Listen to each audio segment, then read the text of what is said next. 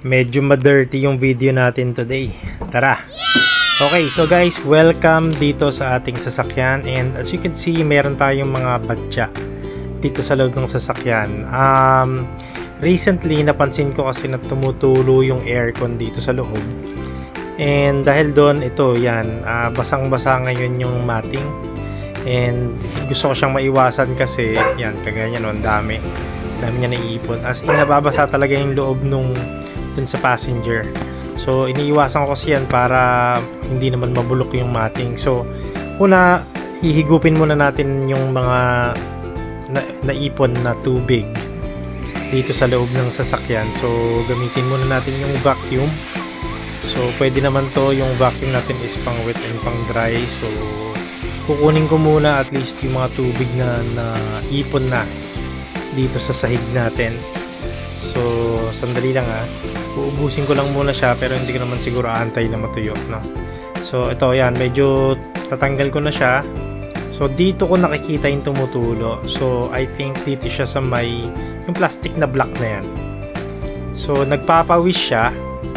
Tapos, nagmo-moist siya and tulo siya ng tulo sa loob. As in, malakas. Pagka angkas ka dyan sa loob ng sasakyan, tumutulo siya. So, may napanood ako na video and dito yung ginagawa nila. Ayan. Yung hose na yan, nagbabara siya. So, ang gagawin natin is tatanggalin natin muna itong hose na to. Medyo may katigasan nga lang itong hose na to. Tanggalin yan. Oops!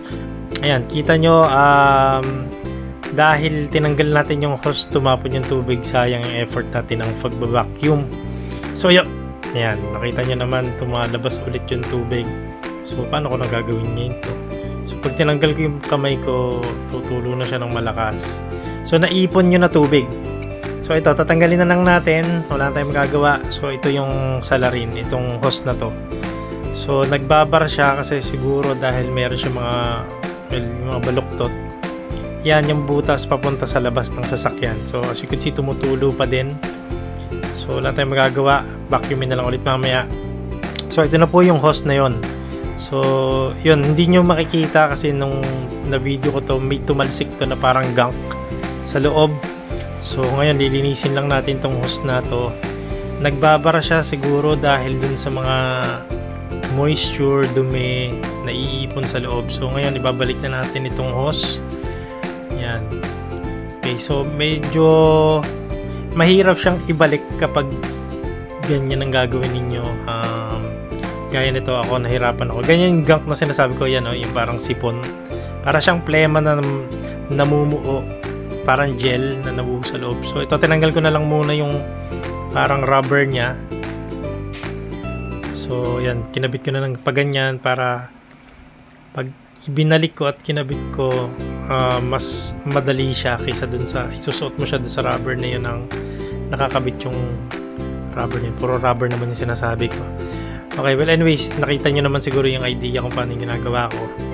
So ayan, kabit lang natin ulit yung hose doon sa pinaka-black na plastic na yan.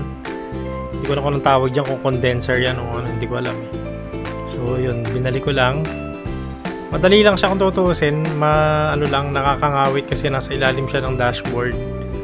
Tapos, syempre madumi.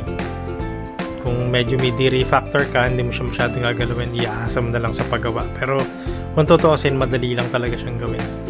So ayan, so fit na natin siya ulit. Tapos itetest na natin kung okay. So yun, mukhang fit naman. So yan, malinis na siya ngayon. So ganyan lang naman, ang dali lang naman talaga niyang ibalik sa totoo. So linisin ko na lang to and then testingin ko na lang ulit mamaya, i-vacuum ko na lang ulit. So ito, tinatry na natin, nakabukas na yung aircon and mukhang successful. Hindi na nagpapawis yung kulay black na parang plastic na yan, yung parang airbox ang itsura. So wala na siyang tulo and silipin natin sa ilalim, tingnan natin yan. Pumapatak na siya sa labas ng sasakyan. So good indicator yon. That means na hindi na babaha dito sa loob ng sasakyan. Tagal ko tiniis to, 1 linggo. Yun, so I hope na may natutunan tayo dito sa video na to. Thanks for watching DIY Wired. Ayos.